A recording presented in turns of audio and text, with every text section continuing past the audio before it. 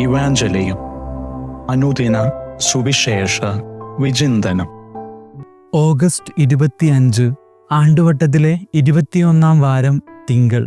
നാം ദിവ്യബലി മധ്യേ വായിച്ചു കേൾക്കുന്ന സുവിശേഷം മത്തായിയുടെ സുവിശേഷം 23-ാം അധ്യായം 13 മുതൽ 22 വരെയുള്ള വാക്യങ്ങളാണ്. ഫരിസേയരെയും നിയമജ്ഞരെയും യേശു ശാസിക്കുന്നതായി നാം വായിക്കുന്നു. കപടനാട്യക്കാരായ ഫരിസേയരെ, നിയമജ്ഞരെ, നിങ്ങൾക്ക് ദുരിതം! നിങ്ങൾ മനുഷ്യരുടെ മുൻപിൽ സ്വർഗരാജ്യം അടച്ചുകളയുന്നു.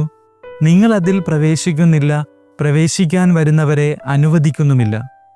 ഫരിസേയർക്കും നിയമജ്ഞർക്കും യേശു രക്ഷകനാണെന്ന് തിരിച്ചറിയാൻ കഴിഞ്ഞില്ല. അതുകൊണ്ട് തന്നെ യേശുവിനെയും യേശു പ്രഘോഷിച്ച ദൈവരാജ്യത്തെയും അവർ അംഗീകരിച്ചില്ല. മാത്രമല്ല, ആരെല്ലാമാണോ യേശുവിനെ രക്ഷകനായി തിരിച്ചറിഞ്ഞത്, അംഗീകരിച്ചത്, അവരെയെല്ലാം അവർ സിനഗോഗുകളിൽ നിന്ന് പുറത്താക്കി. അങ്ങനെ സ്വയം സ്വർഗത്തിൽ നിന്ന് അകന്നു. ഒപ്പം മറ്റുള്ളവരെയും സ്വർഗരാജ്യത്തിൽ നിന്ന് അകറ്റാൻ അവർ ശ്രമിച്ചുകൊണ്ടിരുന്നു. ഇത് നാം ആഴത്തിൽ ചിന്തിക്കേണ്ട ഒന്നാണ്. നമ്മുടെ ജീവിതത്തിൽ വിശ്വാസവും പ്രവൃത്തികളും തമ്മിൽ അകലമുണ്ടോ? നമ്മുടെ വാക്കുകളും പ്രവൃത്തികളും തമ്മിൽ പൊരുത്തക്കേടുകളുണ്ടോ? വിശ്വാസം പ്രവൃത്തിയിലൂടെ പ്രതിഫലിക്കുന്നിടത്ത് നാം യഥാർത്ഥത്തിൽ ക്രിസ്തുവിൻ്റെ അനുയായികളായി മാറുന്നു. നമ്മുടെ വാക്കുകൊണ്ട്, പ്രവൃത്തി കൊണ്ട് മറ്റൊരാൾക്ക് നാം ക്രൈസ്തവനാണെന്ന് തിരിച്ചറിയാൻ കഴിഞ്ഞാൽ അവിടെയാണ് നമ്മുടെ വിശ്വാസത്തിൻ്റെ വിജയം. അതുവഴി ക്രിസ്തു സ്നേഹം മറ്റുള്ളവരിലേക്ക് പകർന്നു കൊടുക്കുവാൻ നമുക്ക് സാധിക്കും.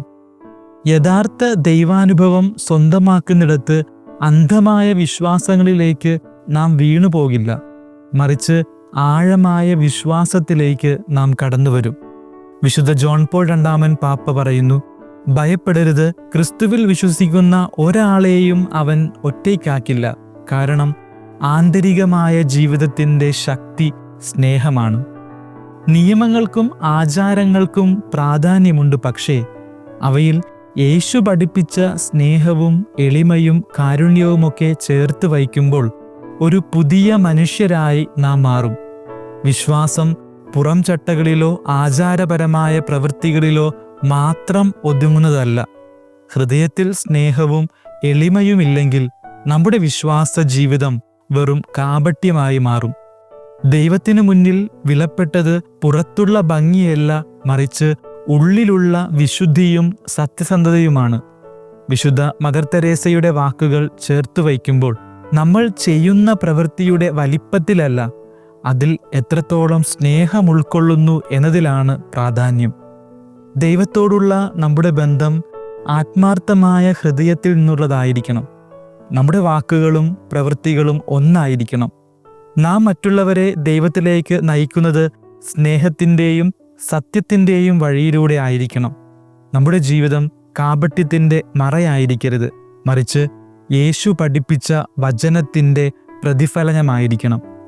അവിടെ നമുക്കും സ്വർഗമെന്ന ആ വലിയ ലക്ഷ്യത്തിൽ എത്തിച്ചേരാൻ സാധിക്കും. ദൈവം നമ്മെ അനുഗ്രഹിക്കട്ടെ.